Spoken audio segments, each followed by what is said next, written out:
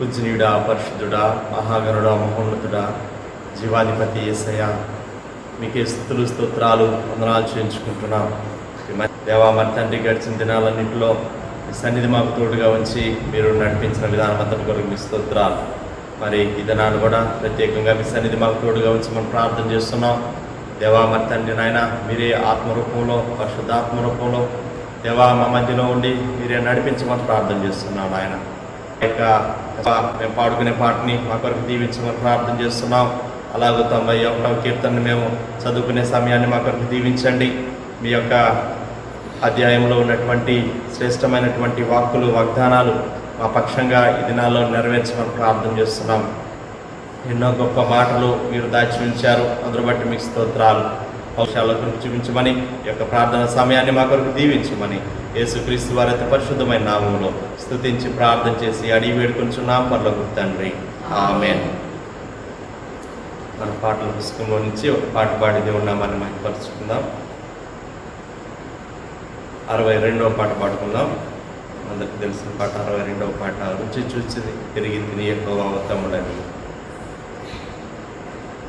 రుచి చూచి ఎరిగి తిని యెహోవా ఉత్తముడనియు. రుచి చూచి ఎరిగి తిని యెహోవా ఉత్తముడనియు. రక్షకునాశ్రయించి నే ధన్యుడనైతిని. రక్షకునాశ్రయించి నే ధన్యుడనైతిని. రుచి చూచి ఎరిగి తిని యెహోవా ఉత్తముడనియు. గొప్ప దేవుడవు నీవే, స్తుతులకు పాత్రుడనీవే. గొప్ప దేవుడవు నీవే, స్తుతులకు పాత్రుడనీవే. తప్పక ఆరాధింతు దయాళుడవు నీవే. తప్పక ఆరాధింతు దయాళుడవు నీవే. రుచి చూచి ఎరిగి తిని యెహోవా ఉత్తముడనియు. మహోన్నతుడవగు దేవా, ప్రభావము గలవాడా. మహోన్నతుడవగు దేవా, ప్రభావము గలవాడా. మనసార పొగడెదను నీ ఆశ్చర్య కార్యములన్. మనసార పొగడెదను నీ ఆశ్చర్య కార్యములన్. రుచి చూచి ఎరిగి తిని యెహోవా ఉత్తముడనియు. మంచితనము గల దేవా, అతి శ్రేష్ఠుడవు అందరిలో. మంచితనము గల దేవా, అతి శ్రేష్ఠుడవు అందరిలో. ముదమార పాడెద నిన్ను, అతి సుందరుడవనియు. ముదమార పాడెద నిన్ను, అతి సుందరుడవనియు. రుచి చూచి ఎరిగి తిని యెహోవా ఉత్తముడనియు. దేవుని వాక్యం చదువుతున్న ప్రియులారా, కీర్తనల గ్రంథము 91వ అధ్యాయము. ఉన్నతుని చాటున నివసించువాడే సర్వశక్తిని నీడను విశ్రమించువాడు. నడిపించువాడు. ఆయనే నాకు ఆశ్రయము, నా కోట, నేను నమ్ముకును నా దేవుడని నేను యెహోవాను గురించి చెప్పుచున్నాను. ఆయనే నాకు ఆశ్రయము, నా కోట, నేను నమ్ముకును నా దేవుడని నేను యెహోవాను గురించి చెప్పుచున్నాను. వేటకాని ఊరిలో నుండి ఆయన నిన్ను విడిపించును, నాశనకరమైన తెగులు రాకుండా నిన్ను రక్షించును. వేటగాని ఊరిలో నుండి ఆయన నిన్ను విడిపించును, నాశనకరమైన తెగులు రాకుండా నిన్ను రక్షించును. ఆయన తన రెక్కలతో నిన్ను కప్పును, ఆయన రెక్కల క్రింద నీకు ఆశ్రయం కలుగును. ఆయన సత్యము కేడమును డాలునై ఉన్నది. ఆయన తన రెక్కలతో నిన్ను కప్పును, ఆయన రెక్కల క్రింద నీకు ఆశ్రయం కలుగును. ఆయన సత్యము కేడమును డాలునై ఉన్నది. రాత్రి వేళ కలుగు భయమునకైనను, పగటి వేళ ఎగురు బాణమునకైనను,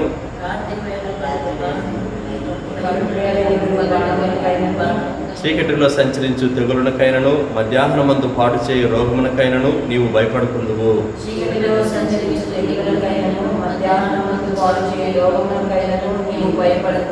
నీ పక్కను 1000 మంది పడినను, నీ కుడి పక్కను 10,000 మంది కూరినను అపాయము నీ యొద్దకు రాదు.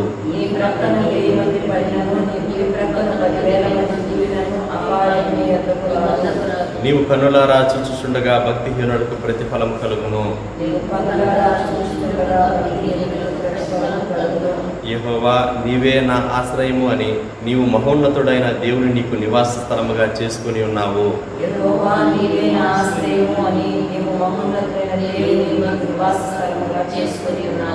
నీకు అపాయమేమీ రాదు, ఏ తెగులును నీ గుడారము సమీపించదు.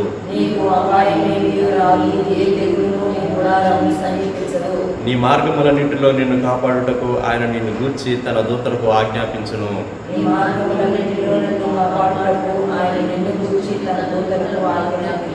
నీ పాదములకు రాయి తగలకుండా వారు నిన్ను తమ చేతుల మీద ఎత్తి పట్టుకుందురు.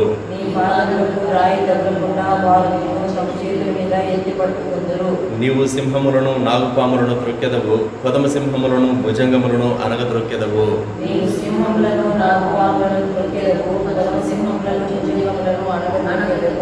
అతడు నన్ను ప్రేమించుచున్నాడు గనుక నేను అతన్ని తప్పించెదను. అతడు నా నామమును ఎరిగిన వాడు గనుక నేను అతని గణపరిచెదను.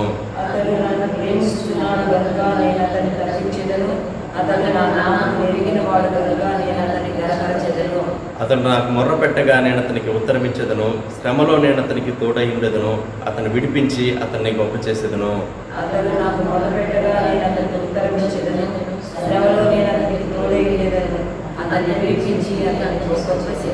దీర్ఘాయువు చేత అతన్ని తృప్తిపరచెదను. నా రక్షణ అతనికి చూపించెదను.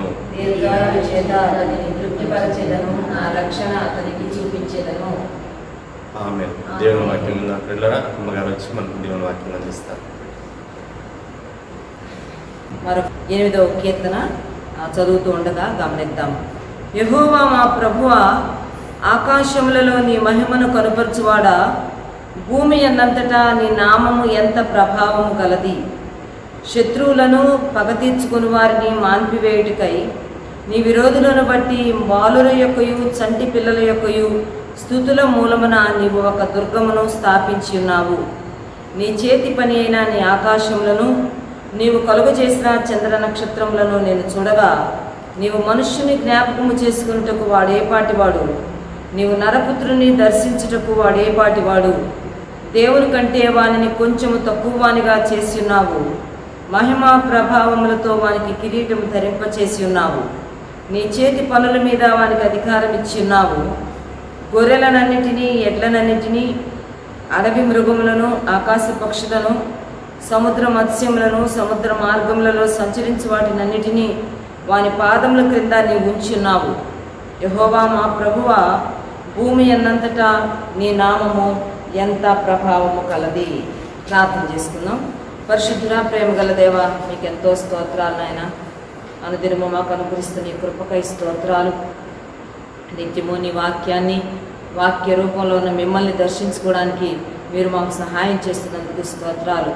ఆత్మస్వరూపిగా మా మధ్యలో మీరున్నందుకు స్తోత్రాలు. అదృశ్య దేవుని స్వరూపివై ఉన్నందుకు నీకు స్తోత్రాలు. ఈ ఉదయకాల సమయంలో ప్రభా, మిమ్మల్ని, మీ మంచితనాన్ని రుచి చూచిన వారముగా తండ్రి అనుదినము నీ వద్దకు మేము రావడానికి మీరు కృప చూపుతున్నారు.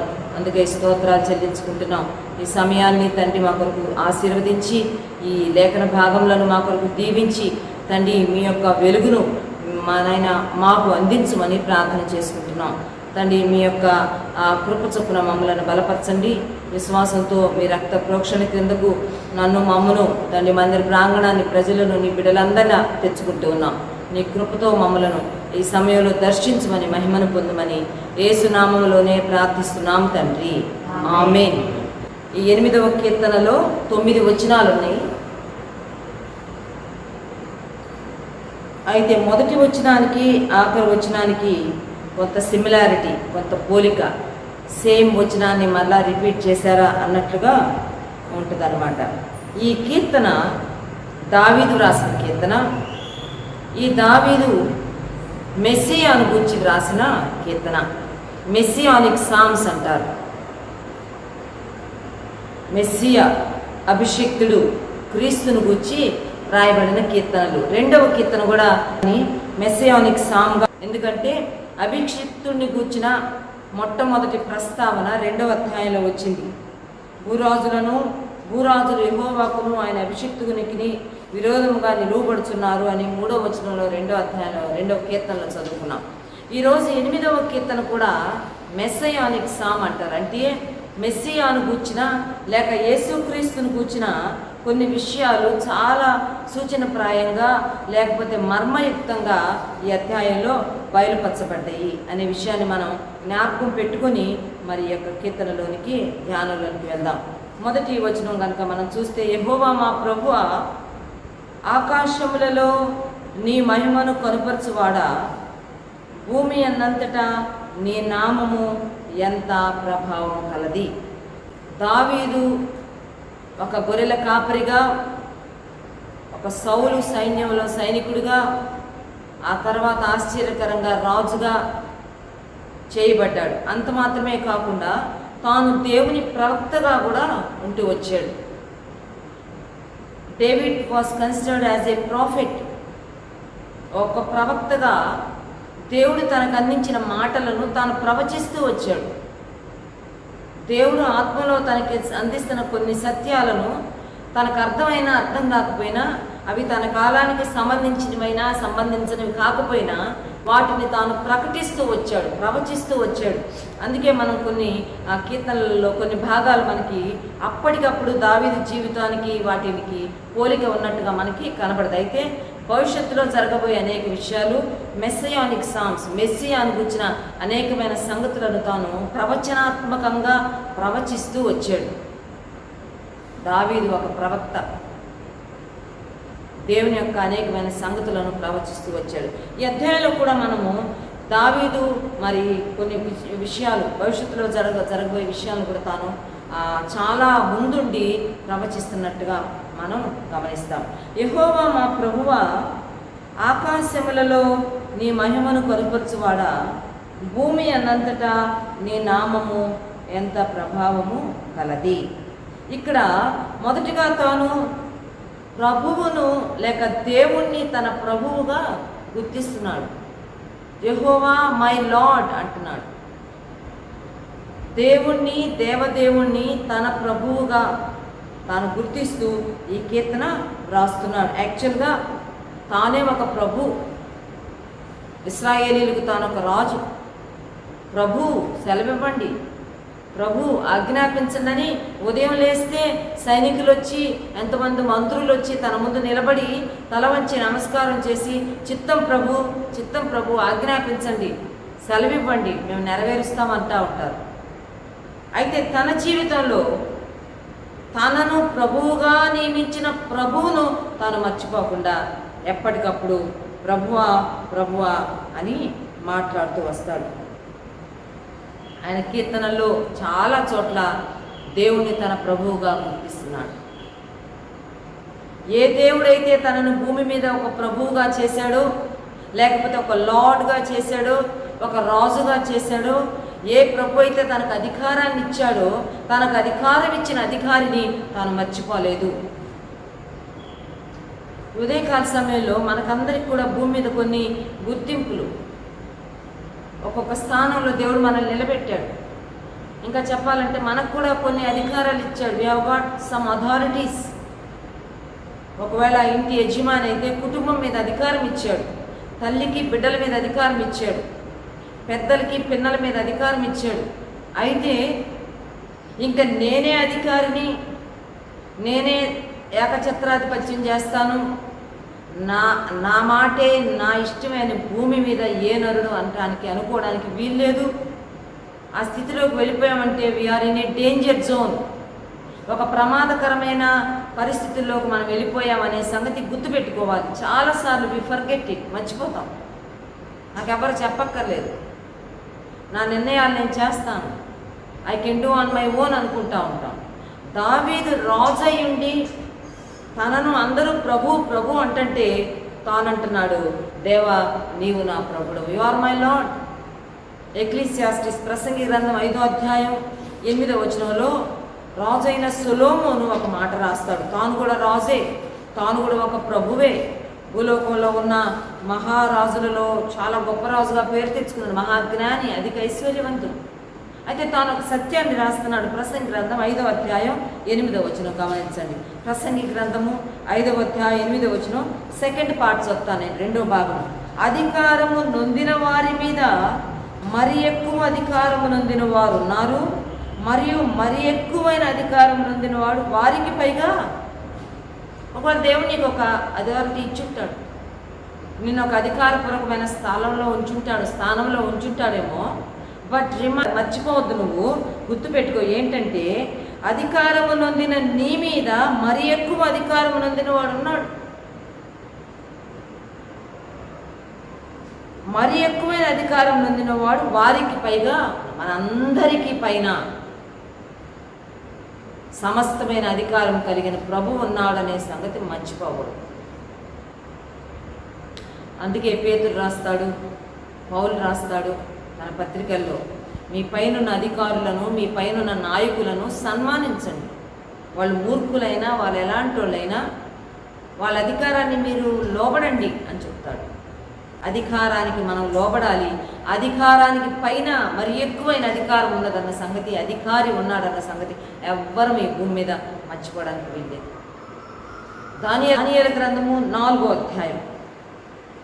అధ్యాయం 30వ వచనంలో బబులోను రాజైన నెబుకద్నెజరు తన బబులోను మహాపట్టణాన్ని చూసుకుంటూ ఒకరోజు మేబీ మిద్ది మీద అలా తిరుగుతూ మాట్లాడుకుంటున్నాడేమో తెలియదు.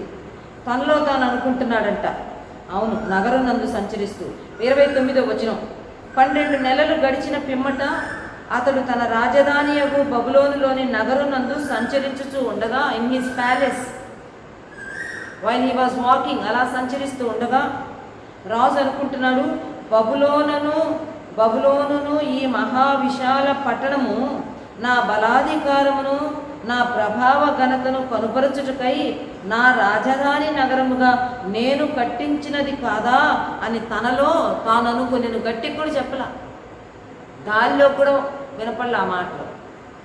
తన పక్కన ఉన్న ఏ పనివారు కూడా వినలేదు. తనని ఆవరించున్నా చూసుకుంటున్నా కావలివారు కూడా ఎవరు వినుండరేమో. తనలో తాను అనుకుంటున్నాడు, రాజనగరులో సంచరిస్తూ తన ప్యాలెస్లో, ఆహా ఈ మహాపట్టణము నా రాజ్యానికి రాజధాని అని మహాపట్టణము నా బలాధికారమును నా ప్రభావ ఘనతను కనపరచుటకై నేనే కదా దీన్ని కట్టించుకున్నాను, ఇది నా బలాన్ని నా అధికారాన్ని చూపిస్తుంది కదా అని అనుకున్నాడు. అంతే. వెంటనే దేవుడు ఒక పెద్ద పాఠం నెబుకద్నెజరుకు నేర్పించాడు. నీకు అధికారం ఇచ్చిన అధికారిని నేను, నీవే కాదు పోలెండ్ సోల్ చూస్తా ఉండని చెప్పి కొద్ది క్షణాల్లోనే ఆకాశం నుంచి ఒక స్వరం ఏర్పడింది, ఇదిగో నీ రాజ్యం నీ వద్ద నుండి తీసివేయబడబోతుంది, నీవు మనుషుల మధ్యలో నుండి తరమబడతావు, నీవు అడవి జంతువుల మధ్య నివాసం చేస్తావు, అప్పుడు నీకు గుర్తొచ్చి ఒక సత్యం నేర్చుకుంటావు. 32లో సర్వోన్నతుడకు దేవుడు మానవ రాజ్యాలపైన అధికారి ఉన్నాడని తెలుసుకుంటాను. ఇప్పుడు నువ్వు అధికారం అనుకుంటున్నావు కదా, బలాధికారము ఘనత నీది అనుకుంటున్నావు కదా. నెబుకద్నెజరు సర్వోన్నతుడైన దేవుడు మానవ రాజ్యాలపైన అధికారం నువ్వు తెలుసుకుంటావు. ఇప్పుడు చూస్తూ ఉండు, మనుషుల్ని తరిమేపోతున్నారు, అడవి జంతువుల మధ్యలోకి వెళ్ళబోతున్నావు. ఒక రోజు కాదు, 2 రోజులు కాదు, 1 సంవత్సరం కాదు, 2 సంవత్సరాలు, 7 సంవత్సరాలు అక్కడ నువ్వు గడ్డి మేస్తావు. తర్వాత నీ బుద్ధి నీకు వస్తుంది తిరిగి. అప్పుడు నీవు మరలా 36 వచనంలో ఉంటుంది, నా బుద్ధి మరలా నాకు వచ్చెను ఆ సమయం అన్న ఆఫ్టర్ 7 లాంగ్ ఇయర్స్. ఆయనను మన ప్రభువుగా గుర్తుపెట్టుకోవడం చాలా అవసరం. కొన్నిసార్లు వీ ఫర్గెట్, అంతా మనం అన్నట్టు మాట్లాడేస్తుంటాం మనకన్నా మన కింద ఉన్నోళ్ళని. దట్ మేబీ అవర్ చిల్డ్రన్, మన పిల్లలే కావచ్చు, ఆర్ అవర్ గ్రాండ్ చిల్డ్రన్, ఎవరి మీద అయినా కానీ మనం వీఆర్ నాట్ ద లార్డ్స్, మనం ప్రభువులవు కాదు, మనకు పైన ప్రభువు ఉన్నాడనే సంగతి మనం. ఆ ఒక్క పాఠం నేర్పించడానికి నెబుకద్నెజరుకు దేవుడు 7 సంవత్సరాలు బుద్ధి చెప్పాడు. బైబిల్ పండితులు ఏమంటారంటే క్షణాల్లో మారిపోయాడంట. గోళ్ళు వచ్చేసినాయి అంట, ఈకలు వచ్చేసినాయి అంట. పక్షి గోళ్ళ లాంటి గోళ్ళు, పక్షి ఈకలు లాంటి ఈకలు వేసేసినాయి. తల వెంట్రుకలు పక్షిరాజు రెక్కల్లాగా ఈకల్లాగా అయిపోయినాయి. గోళ్ళు పక్షులు గోళ్ళులాగా అయిపోయినాయి. మనిషి మారిపోయాడు మొత్తం. అదొక జంతువు కాదు, ఒక మనిషి కాదు. వెంటనే తరిమారంట బయటికి. ఆ రాజ్యంలోనే ఒక గార్డెన్ లాంటిది కట్టి, ఒక తోట, ఆ తోటలో అతను ఉంచేసేసారంట అక్కడే. దేవుని చేత గర్వం అణచబడిన తర్వాత మరలా తాను తిరిగి వచ్చి చాలా గొప్పగా డిక్లేర్ చేస్తాడు. ఏమనంటే చూడండి, అదే అధ్యాయం 4వ అధ్యాయం 37వ వచనం. ఈలాగు నెబుకద్నెజరును నేను పరలోకపు రాజు యొక్క కార్యములన్నీ సత్యములను ఆయన మార్గములు న్యాయములనై ఉన్నవనియు గర్వముతో నటించు వారిని ఆయన అణపశక్తుడనియు ఆయనను స్తుతించు కొనియాడుచు గణపరుచు ఉన్నాను. అంతకుముందు ఆయన ప్రభువుగా గుర్తిస్తూ దేవుని యొక్క గొప్పతనాన్ని గురించి మాట్లాడుతున్నాడు. ఈ భాగాల్లో భక్తుడైన దావీదు అంటున్నాడు, ఆకాశములలో నీ మహిమను కనుపరచువాడా, భూమి ఎంతంతటా నీ నామము ఎంత ప్రభావము కలది. ఆకాశం చూస్తే నీ మహిమ కనపడుతుంది, భూమి మీద చూస్తే నీ ప్రభావము కనపడుతుంది. ఎంత గొప్ప దేవుడు నువ్వు. నీ ముందు మేమెవరము ప్రభువులు అనుకోవడానికి, అధికారులు అనుకోవడానికి, లేకపోతే మా సొంత అధికారాన్ని మేము ఎక్సర్సైజ్ చేయడానికి అని దేవుని యొక్క సృష్టిలోని భాగాలైన ఆకాశాన్ని భూమిని చూచి మాట్లాడుతున్నాడని. 89వ కీర్తనలో మాట ఉంటుంది చూడండి. 89వ కీర్తన 11వ వచనం.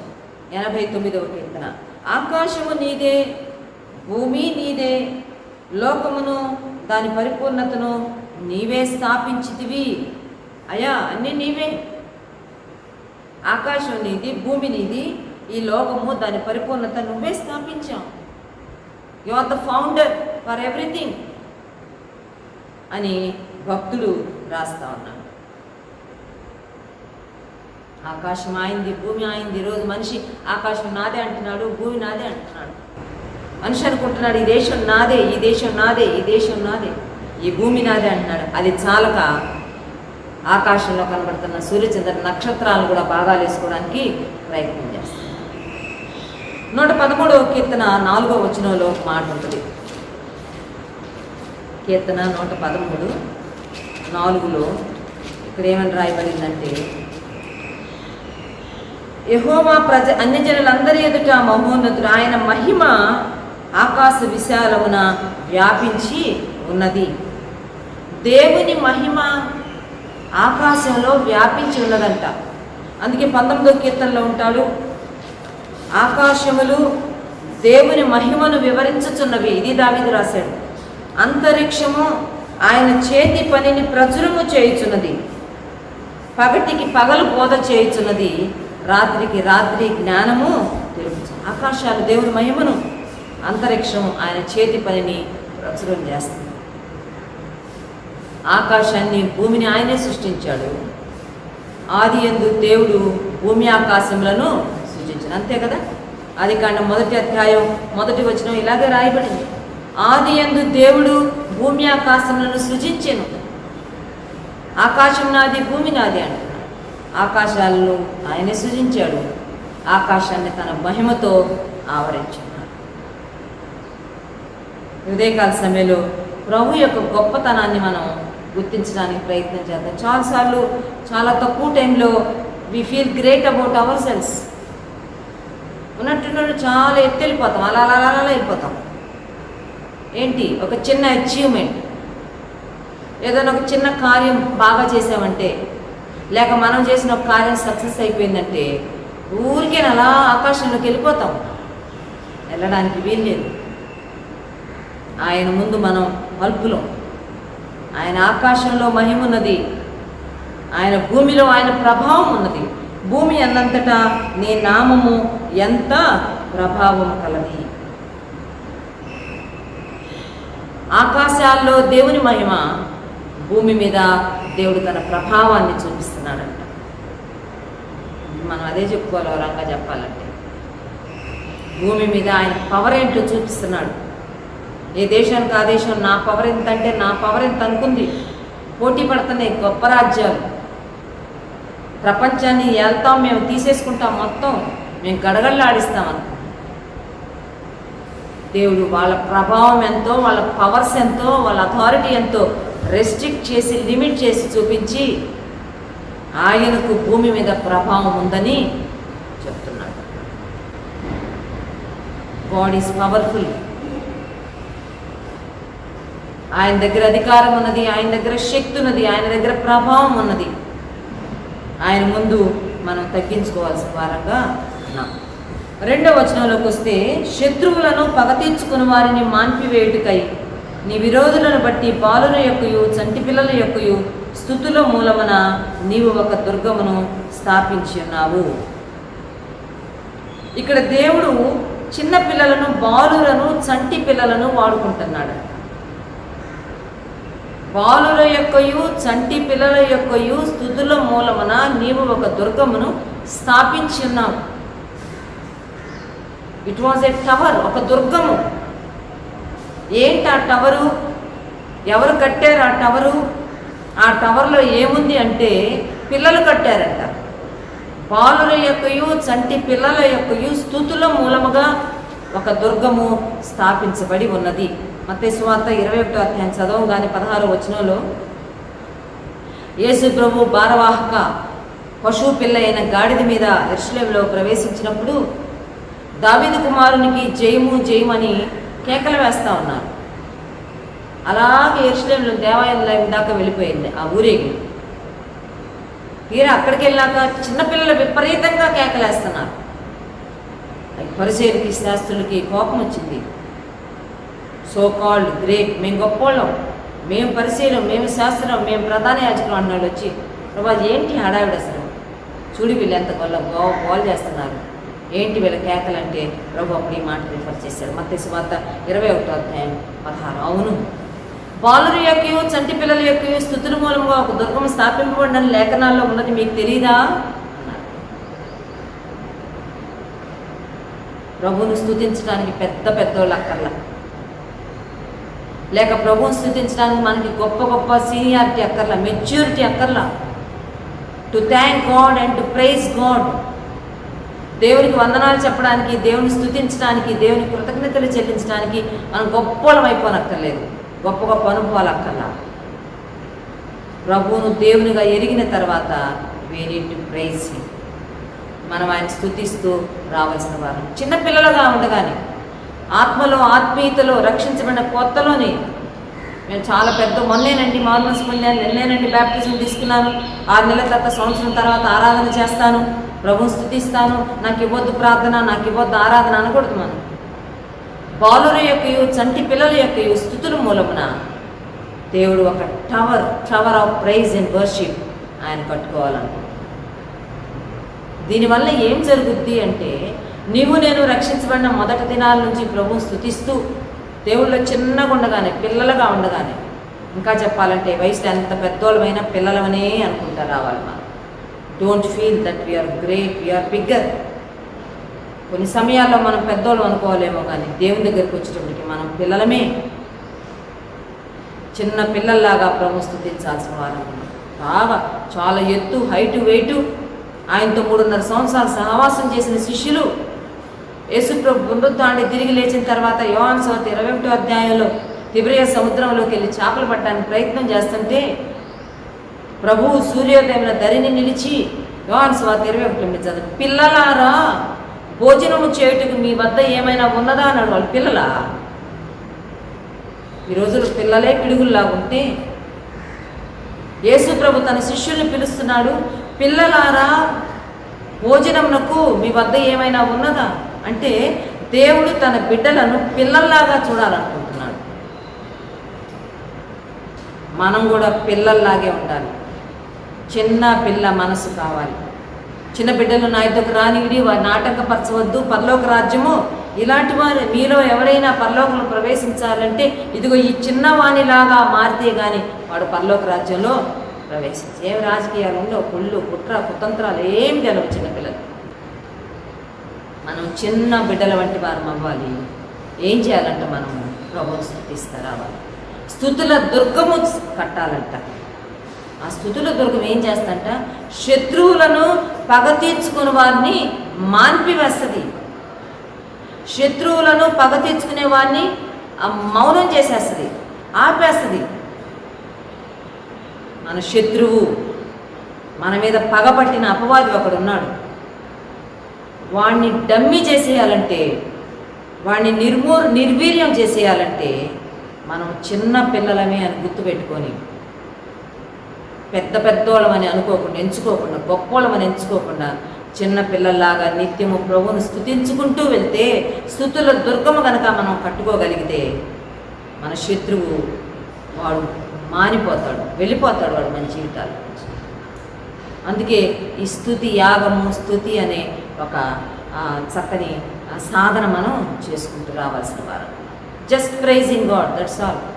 వాళ్ళు పెద్ద పెద్ద ప్రార్థనలు చేయలేకపోయినాం, మనం ఎక్కువ అంశాల కొరకు చేయలేకపోయినాం మనం. If you just simply praise God, చాలా సామాన్యంగా దేవానికి స్తోత్రం, దేవానికి స్తోత్రం. కొంతమంది నా దగ్గరికి వచ్చి పరిస్థితులు అసలు బాగాలేదు, లేక ఇంత కష్టంలో ఉన్న, ఇంత ఇబ్బందిలో ఉన్న, ప్రార్థనే కుదరట్లేదు, ప్రార్థన చేసుకోలేకపోతున్నానని చెప్పినప్పుడు వాళ్ళకి ఒకటే చెప్తామా, పెద్ద పెద్ద ప్రార్థనలు చేసుకోకుండా దేవానికి స్తోత్రం అనుకోవచ్చాలి. దేవానికి స్తోత్రం, దేవానికి స్తోత్రం, స్తోత్రం స్తోత్రం స్తోత్రం అని చెప్పుకో.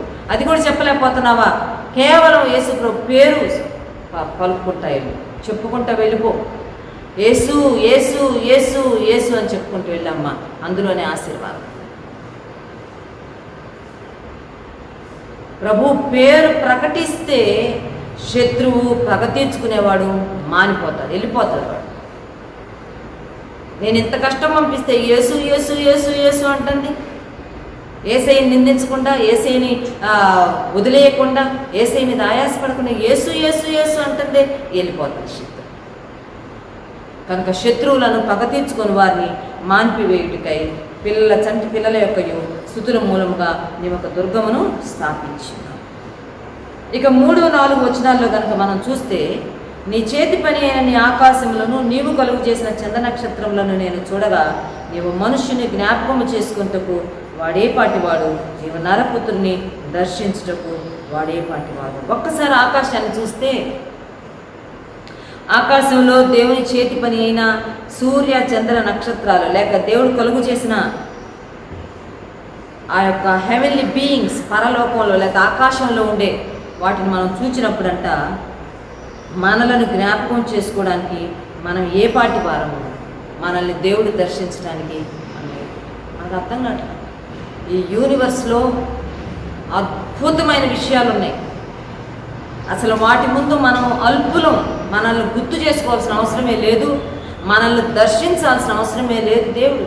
But nowadays God is visiting us. అయితే ఈ దినాల్లో దేవుడు వాళ్ళని ఇంకా ఇంకా దర్శిస్తున్నాడు, ఎక్కువగా దర్శిస్తున్నాడు, వాక్యం ద్వారా దర్శిస్తున్నాడు, తన ఆత్మ ద్వారా దర్శిస్తున్నాడు. God is visiting us through his word, through his spirit. నరపుత్రుని దర్శించుటకు మేము ఏ పాటి వారు, మనుషుల్ని జ్ఞాపకం చేసుకోవడానికి. ఒక్క మాట చూపిస్తా. యెషయా గ్రంథం 40వ అధ్యాయంలో ప్రవక్త అయిన యెషయా ద్వారా మనిషి ఎంత అల్పుడో దేవుని ముందు అక్కడ కొన్ని ఎగ్జాంపుల్స్, కొన్ని ఇలస్ట్రేషన్స్ చెప్పబడ్డాయి. చూడండి, 40వ అధ్యాయం 6వ వచనం, సర్వ శరీరులు గడ్డి అయ్యున్నారు. 7వ వచనంలో, నిశ్చయముగా జనులు గడ్డి వంటి వారే, గడ్డి ఎండిపోను, దాని పువ్వు కూడా. అయ్యా, నీవు నరపుత్రుని దర్శించుటకు, మనుషుని జ్ఞాపకం చేసుకోవడానికి వాడు ఏ పాటి వాడు? After all like a grass, గడ్డి లాంటి వాడు. ఉదయాన్నే వస్తే చాలా బాగుంటుంది గడ్డి, మిట్ట మధ్యాహ్నం ఎండ వచ్చిందంటే అంతా వాలిపోద్ది, సాయంకాలానికి ఎండిపోద్ది. గడ్డి వంటి మనల్ని దేవుడు జ్ఞాపకం చేసుకుంది. ఇదే అధ్యాయంలో 15వ వచనం, జనములు చేద నుండి జారు బిందువుల వంటి వారు.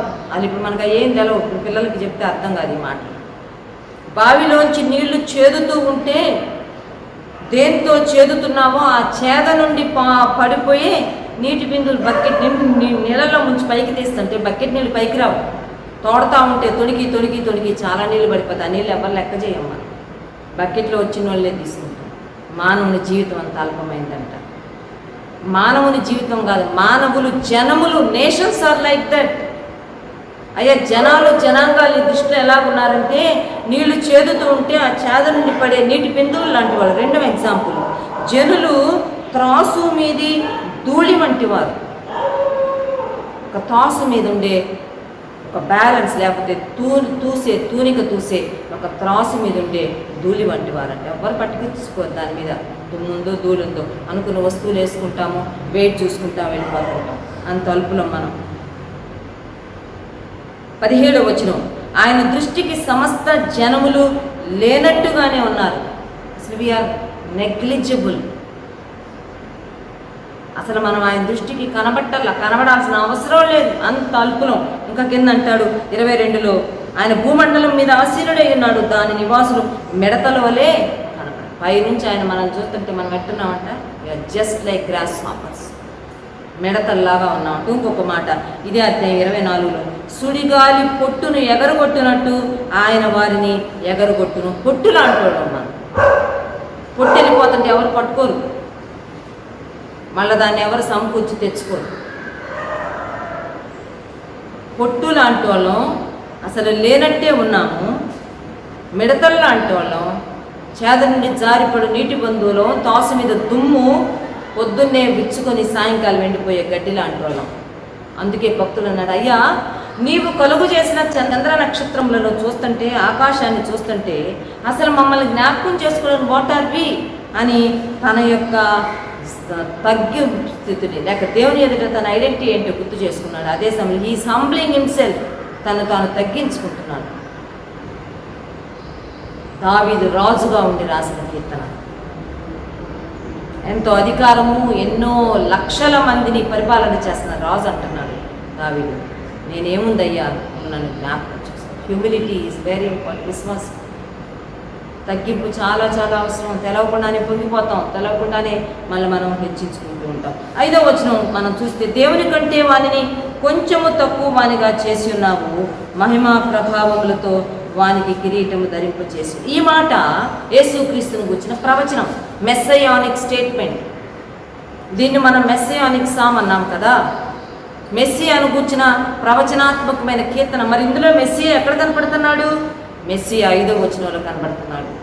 దేవుని కంటే వానిని కొంచెము తక్కువ వానిగా చేసి ఉన్నావు, మహిమా ప్రభావములతో వానికి కిరీటము ధరింపచేసి ఉన్నావు. ఈ మాటను హెబ్రీ గ్రంథకర్త 2వ అధ్యాయం 9వ వచనంలో కోట్ చేసి యేసు ప్రభువుకి ఆ స్టేట్మెంట్కి ఉన్న మరి పోలిక దాన్ని అక్కడ తాను రాసుకుంటూ వస్తాడు. ఒక భక్తుడు దీని గురించి వివరణిస్తూ అన్నాడు, దేవుని కంటే వానిని కొంచెము తక్కువ వానిగా చేసి ఉన్నావని ఉంది, కానీ దేవుని కంటే వానిని నీవు ఎంతో తక్కువ వానిగా చేసి ఉన్నావు. దేవుడు మన కోసం తగ్గించుకున్నాడు. ఫిలిప్పీ పత్రిక 2వ అధ్యాయం 5 నుంచి కింద 11వ వచనం వరకు ఉంటుంది. దేవుడయ్యుండి, దేవుని పోలికలో ఉండి, దేవునితో సమానముగా ఉండటం విడిచిపెట్టకూడని భాగ్యం అని ఎంచుకొనక దాసుని స్వరూపం దాచుకుని మానవుని పోలికలోని వచ్చి తను తాను రిక్తునిగా చేసుకొని శిలువ మరణము పొందినంతగా తను తాను తగ్గించుకున్నాడు. దేవుని కంటే ఎంతో తక్కువ వానిగా చేసుకున్నాడు యేసుప్రభు. అందుకే అసలు యేసుప్రభుని ఎవరు లెక్క చేయరు. ఎవరికంటే అంత ఘోరమైన మరణం, ఎవరికంత భయంకరమైన శిక్షలు, అన్ని హింసలు, దూషించేవాళ్ళు, అవమానించేవాళ్ళు, నిందించేవాళ్ళు. భూమి మీద ఏ నరుడికి అంత ఘోరం రాకూడదు, జరుగుండదేమో.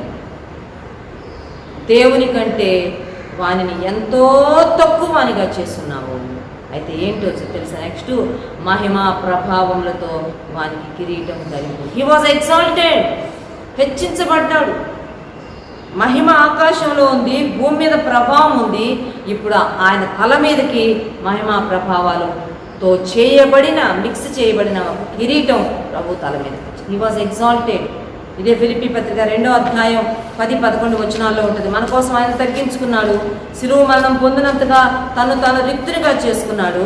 అందుచేతంట 2వ అధ్యాయం ఫిలిప్పీ పత్రిక 9వ వచనం, అందుచేతను పరలోకమందున్న వారిలో కానీ, భూమి మీద ఉన్న వారిలో కానీ, భూమి క్రింద ఉన్న వారిలో కానీ ప్రతి వాని మోకాలు యేసునామమున వంగునట్లును, ప్రతి వాని నాలుక తండ్రి అయిన దేవుని మహిమార్థమై యేసు క్రీస్తు ప్రభు అని ఒప్పుకున్నట్లును దేవుడు ఆయన అధికముగా హెచ్చించి ప్రతి నామమునకు పైనామమును was exalted to so high, చాలా అధికముగా హెచ్చించబడ్డాడు. పరలోకంలో, భూలోకంలో, భూమి కింద అందరూ అన్నీ వంగాల్సిందే. ప్రతి వాని మోకాలు యేసునామంలో వంగాల్సిందే, ప్రతి వాని నాలుక యేసు ప్రభువును ఒప్పుకోవాల్సిందే. అలా దేవుడు ఆయనను అధికముగా హెచ్చించాడు. మహిమ ప్రభావములతో నీవు వానికి కిరీటం ధరింపజేశావు. మనిషి ముళ్ళ కిరీటం పెట్టాడు, కానీ దేవుడు మహిమ కిరీటాన్ని ధరింపజేశాడు. మహిమాన్వితుడైన దేవుడు మంటి రూపంలోకి వస్తే తిరిగి తండ్రి అయిన దేవుడు ఆయన మరణాన్ని జయించి లేచిన తర్వాత మహిమ శరీరంతో ఆయన మహిమలోనికి సచ్ ఏ గ్లోరియస్ గాడ్. అందుకే దీన్ని మనం మెస్సియానిక్ సామ్ అన్నాం. ఇక 6, 7, 8, 3 వచనాల్లో మనం ఏం చూస్తామంటే, నీ చేతి పనుల మీద వానికి అధికారం ఇచ్చిన్నావు, గొర్రెలనన్నిటినీ, ఎడ్లనన్నిటినీ, అడవి మృగములను, ఆకాశ పక్షులను, సముద్ర మత్స్యములను, సముద్ర మార్గంలో సంచరించి వాటినన్నిటినీ వాని పాదముల క్రింద నీవు ఉంచున్నావు. నీ చేతి పనుల మీద వానికి అధికారం ఇచ్చున్నావు. ఆయన దగ్గర అధికారం ఉన్నది. ఆయన అధికారం ఇచ్చాడు. ఎవరికి ఇచ్చాడు? దేవునికి ఇచ్చాడు, దేవుని కుమారునికి ఇచ్చాడు. మత్తయి సువార్త 28వ అధ్యాయం 18వ వచనంలో యేసు ప్రభు స్వయాన తన సొంత మాటల్లో చెప్తున్నాడు. దేవుడు తనకిచ్చిన అధికారాన్ని గూర్చి మత్తయి 28:18లో చూడండి ఏమని అంటాడంటే, పరలోకమందును భూమి మీదను నాకు సర్వాధికారము ఇయ్యబడినది. అధికారం ఇవ్వబడింది నాకు. ఆయనకు కొలసీ పత్రికలో కూడా ఉంది, మన వివరాల్లోకి వెళ్ళాం. చేతి పనుల మీద దేవునికి అధికారం ఇస్తే ఈరోజు ఆ అధికారం దేవుడు మనకి ఇచ్చాడు, బట్ వీఆర్ మిస్యూజింగ్ ఇట్. ఆదికాండము 1వ అధ్యాయంలో ఆది మానవుని చేసి దేవుడు మనిషికి అధికారం ఇచ్చాడు, అథారిటీ ఇచ్చాడు. ఏలండి వెళ్ళండి 28 దేవుడు వారిని ఆశీర్వదించిన ఎట్లనగా మీరు ఫలించి అభివృద్ధి పొంది విస్తరించి భూమిని నిండించి దానిని లోబర్చుకొనుడి, సముద్రపు చేపలను, ఆకాశ పక్షులను, భూమి మీద ప్రాకు ప్రతి జీవిని ఏలుడని. ఇక్కడ దేవుడు మళ్ళీ అదే మాట గుర్తు చేస్తున్నాడు. ఆయనకిచ్చిన అధికారాన్ని తిరిగి మనకిస్తానంటున్నాడు. నీ చేతి పనుల మీద వారికి అధికారం ఇచ్చి ఉన్నాను. గొర్రెలు, ఎడ్లు, అడవి మృగాలు, ఆకాశ పక్షులు, సముద్ర మత్స్యాలు. ఇక్కడ కూడా అదే రాయబడింది. సముద్రపు చేపలు, ఆకాశ పక్షులు, భూమి మీద ప్రాకు ప్రతి జీవిని ఏలుడని దేవుడు వానికి అధికారం మనిషికి దేవుడిస్తే ఈరోజు మనిషి దేవుడిచ్చిన అధికారాన్ని మిస్యూజ్ చేస్తున్నాడు. జ్ఞానము దేవుడు మానవునికి ఇస్తే మానవుడు జ్ఞానాన్ని తప్పుత్రోవ పట్టించాడు. దేవుడిచ్చిన ప్రపంచ శ్రేయస్సు కొరకు దేవుడు తనకిచ్చిన అధికారాన్ని వాడుకోవాల్సింది ఈరోజు ప్రపంచ నాశనానికి మనిషి దేవుడు తనకిచ్చిన అధికారాన్ని వాడుకుంటున్నాడు. ఎంత ఘోరమైన పరిస్థితిలో, ఎంత భయంకరమైన దినాల్లో మనం ఉన్నాము. ఈ చేతి పనుల మీద వానికి అధికారం ఇచ్చి ఉన్నాను, అన్నిటినీ వాని పాదముల క్రింద నేను ఉంచు. ఇది కూడా ఇంకా 100% నెరవేరలేదు, 100%. భూమి ఆకాశాల్లో ఆయనకి ఇవ్వబడిన అధికారం మనకు ఇవ్వబడబోతా ఉంది భవిష్యత్తులో. పరలోకంలో ఆయన్ని మనం చేరిన తర్వాత ఇన్ ఇటర్నిటీ. ఇప్పుడు మనకి భూమి మీద అధికారం ఇవ్వబడింది మనిషికి, కానీ మనిషి భూమి మీద తనకి ఇవ్వబడిన అధికారాన్ని మానవుడు దాన్ని నష్టపరుచుకుంటున్నాడు, నెగిటివ్గా వాడుకుంటున్నాడు. ప్రార్థన చేసుకున్నాం మనం. ప్రభువా, నువ్వు మాకు ఇచ్చిన అధికారం, నువ్వు మాకు ఇచ్చిన జ్ఞానం, నువ్వు మాకు ఇచ్చిన వనరులు మమ్మల్ని వాడుకోమని మాకు ఇచ్చేసావు. వాటిని మేము సద్వినియోగం చేసుకోకుండా దుర్వినియోగం చేశాం. నీ చిత్త ప్రకారం మేము నీవు మాకు ఇచ్చిన వనరులను, అధికారాన్ని దేవా మేము వాడుకోవాలి. ప్రభువా, మెట్టుకు మేము నిన్నే ప్రభువుగా కలిగి ఉండాలి. నిన్ను మా జీవితాల్లో అధికారిగా కలిగి ఉండి నీ అధికారం కింద, నీ నడిపింపు కిందే మేము వెళ్ళాలి. ప్రభువా, మాకు సహాయం చేయి, నీ జ్ఞానం మాకు దయచేయమని ప్రభుత్వంలో మనల్ని మనం తగ్గించుకుని ప్రార్థన చేద్దాం. మోకరిద్దాం. ప్రేమగల తండ్రి, మహాపరిశుద్ధుడా, గొప్ప దేవ, మహిమోన్నతుడా యేసయ్య, మీ ఘనమైన నామానికి స్తుతులు స్తోత్రాలు వందనాలు చెల్లించుకుంటున్నాం. దేవా, మరొకసారి ఉదయకాలంలో మీరు మాతో మాట్లాడిన ప్రతి మాట కొరకు మీ స్తోత్రాలు వందనాలు చెల్లించుకుంటున్నాం. ప్రభువా, తండ్రి నాయన, మా జీవితాల్లో మిమ్మల్ని ప్రభువుగా మేము గుర్తించి మమ్మల్ని మేము తగ్గించుకోవడానికి సహాయం చేయమని ప్రార్థన చేస్తున్నాం. అవును ప్రభువా, అయ్యా అధికారి మీద అధికారి ఉన్నారని, సమస్త అధికారుల కంటే పై అధికారం మీదని దేవా, ప్రతి ఒక్కరూ మీకు దేవా మరి తండ్రి లోపడాలని, ప్రతి మోకాలు మీ ఎదుట ఆయా వంచబడుతుందని దేవా మీరు సెలవిచ్చారు. మీకు వందనాలు. అవును ప్రభా, మరి తండ్రి నాయన, మిమ్మల్ని గణపరుస్తున్నాం, మిమ్మల్ని హెచ్చిస్తున్నాం, మీ ఎదుట మేము మోకరిస్తున్నాం. ఇదిగో మీ ఎదుట మమ్మల్ని మేము తగ్గించుకుంటున్నాం. ప్రభా, మీ యొక్క కృప, మీ దీవెన దేవా మరి తండ్రి, మీ సన్నిధి మా మీద నిలిచి ఉండడానికి సహాయం చేయమని ప్రార్థన చేస్తున్నాం. నాయన ఇదిగో ప్రభా, నాయన మరి ప్రభా, మీరు అందరికంటే పైన ఉన్నవాడని మీరు సెలవిచ్చారు. మీ స్తోత్రాలు చెల్లించుకుంటున్నాం. సమస్త అధికారం దేవా మీది, అందును బట్టి మీ స్తోత్రాలు. భూమి మీద, ఆకాశంలో దేవా సమస్తం మీద ప్రభా సర్వాధికారం మీకు ఇవ్వబడి ఉన్నదని సెలవిచ్చారు. మీ స్తోత్రాలు చెల్లించుకుంటున్నాం. దేవా, మీరెంతో గొప్ప దేవుడిగా ఉంటున్నందుకు మీ స్తోత్రాలు. ఆయన ప్రభా, నెబుకద్నెజరు తను తాను హెచ్చించుకున్నప్పుడు దేవా మరి తండ్రి ఏ విధంగా తగ్గించబడ్డాడో, దేవా గడ్డి మేసేటువంటి స్థితిలోనికి వెళ్ళిపోయాడు. దేవా విషయాలు మీరు మా దగ్గరికి తెచ్చారు. మీ స్తోత్రాలు. ఒక ఉదాహరణగా మాకు ఉంచారు. మమ్మల్ని మేము హెచ్చించుకున్నప్పుడు ఏమవుతుందో దేవా మరి తండ్రి, మమ్మల్ని మేము తగ్గించుకోవడానికి సహాయం చేయండి. ఇదిగో ప్రభా, తగ్గించుకుంటున్నాం. మేము కూడా నాయన దుమ్ము లాంటి వాళ్ళం, నాయన ధూళి లాంటి వాళ్ళమని తగ్గించుకుంటున్నాం. అవును ప్రభా, బాలుర యొక్కయో దేవా మరి చంటి పిల్లల యొక్కయో స్తుతుల మూలమున నీ ఒక దుర్గాన్ని స్థాపించినట్టుగా దేవా మరి తండ్రి ప్రభా, అయ్యా మేము కూడా మేము స్తుతించడానికి సహాయం చేయండి. మేము స్తుతించినప్పుడు దేవా ఒక దుర్గంలాగా మాకు అండగా కోటగా మీరు ఉండే దేవుడని మీరు సెలవిచ్చారు. మీకు వందనాలు. దేవా మరి తండ్రి నాయన, అయా ఈ యొక్క దినాల్లో ప్రభా ఎక్కువగా మరి చిన్నపిల్లల వలె దేవా మిమ్మల్ని స్తుతిస్తూ ఘనపరుస్తూ హెచ్చించడానికి మాకు సహాయం చేయమని ప్రార్థన చేస్తున్నాం. దేవా మరి తండ్రి, తద్వారా దేవా శత్రువు యొక్క మరి తండ్రి నాయన యొక్క కార్యాలు, క్రియలన్నీ కూడా లయపరచబడతాయని, దేవా శత్రువు యొక్క పగ మాన్పివేయబడుతుందని దేవా మీరు సెలవిచ్చారు. మీకు వందనాలు. అపవాది మీద దేవా సమస్త మీద మీరు అధికారం అనుగ్రహించి ఉండగా దేవా తండ్రి అయిన దేవుడు మీకు ఇచ్చినటువంటి అధికారం దేవా మీరు మాకిచ్చి ఉండగా మేము సద్వినియోగం చేసుకోవడానికి సహాయం చేయమని ప్రార్థన చేస్తున్నాం. ఏమాత్రం నాయన దుర్వినియోగం చేసుకోకుండా సహాయం చేయండి. కృప చూపించండి నాయన.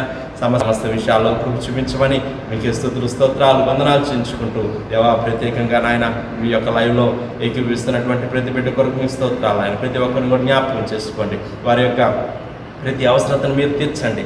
అనారోగ్య పరిస్థితుల్లో ఉంటే దేవా ముట్టి స్వస్థపరచండి. దేవా ఆర్థిక ఇబ్బందులు ఎవరికి లేకుండా సహాయం చేయండి. ఇన్ని విషయాల్లో మీరే సహాయం చేయండి. వ్యక్తిగతంగా మీ బిడ్డలు చేసుకున్న ప్రార్థనలు మీరు ఆలకించి గొప్ప జవాబులు మీరు దయచేయమని ప్రార్థన చేస్తున్నాను. ఆయన సమస్త విషయాల్లో సహాయం చేయమని దేవా మరి చిన్నలకి, మధ్య వయసు వారికి, యవనస్తులకి, వృద్ధులకి దేవా అందరికీ ప్రభా మంచి క్షేమం, నెమ్మది కలుగు చేయమని స్తుతులు స్తోత్రాలు వందనాలు చెల్లించుకుంటూ యేసుక్రీస్తు వారి పరిశుద్ధమైన నామములో స్తుతించి ప్రార్థన చేసి అడిగి వేడుకుంటున్నాం పరలోక తండ్రి. ఆమేన్. మన తండ్రి అయిన దేవుని ప్రేమ, కుమారుడైన యేసుక్రీస్తు యొక్క కృప, పరిశుద్ధాత్ముని యొక్క అన్యోన్య సహవాసము, ఆశీర్వాదము సదాకాలం మనందరికీ తోడైండును గాక. ఆమేన్. ఆమేన్.